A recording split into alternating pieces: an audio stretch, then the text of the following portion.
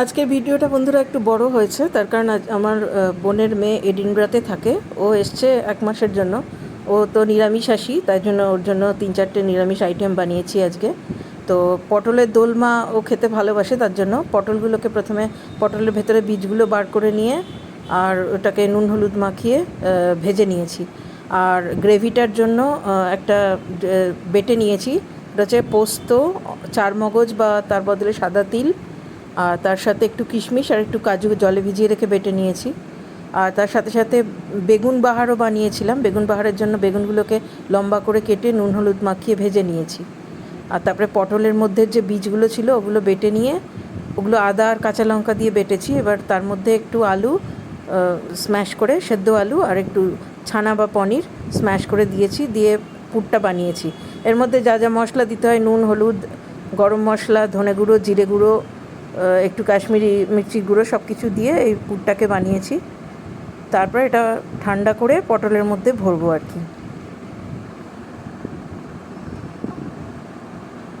আর মালপোয়া সকালবেলা বানিয়েছিলাম। মালপোয়া যেরকমভাবে বানাই, মালপোয়াতে যা যা দিতে হয় সেগুলো দিয়ে নরম নরম করে একটু পাতলা করে মালপোয়া বানিয়ে রেখেছি, সেটাও ওর জন্যেই বানিয়েছি। তো এই পটলের মধ্যে ভরার পুরটা মোটামুটি শুকনো হয়ে গেছে, ভাজা ভাজা হয়ে গেছে, এটা তুলে রাখলাম। আর এরপরে কড়াইতে একটু তেল দিয়ে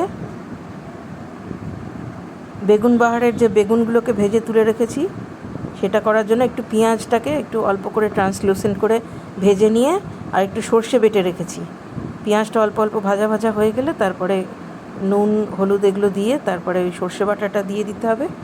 আর তার আগে বেগুনটা দিয়ে দিতে হবে, দিয়ে ঢাকা দিয়ে রেখে দিতে হবে। তো বেগুনটা একটু গায়ে গায়ে হবে আর কি।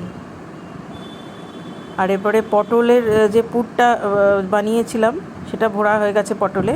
এবার ওর গ্রেভিটা বানাবো পটলের দোলমার।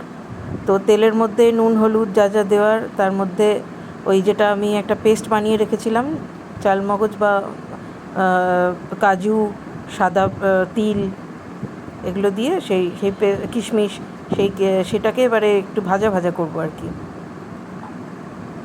ভাজা ভাজা করে তারপরে পটলের মধ্যে যে পুর ভরে রেখেছি সেই পুর সহ পটলটা এর মধ্যে দিয়ে দেবো, দিয়ে অল্প নাড়াচাড়া করে তারপর একটু জল ঢেলে দেবো, কারণ পটলটা সেদ্ধ হয়নি পুরোপুরি, কাজেই জল না ঢাললে সেদ্ধ হবে না।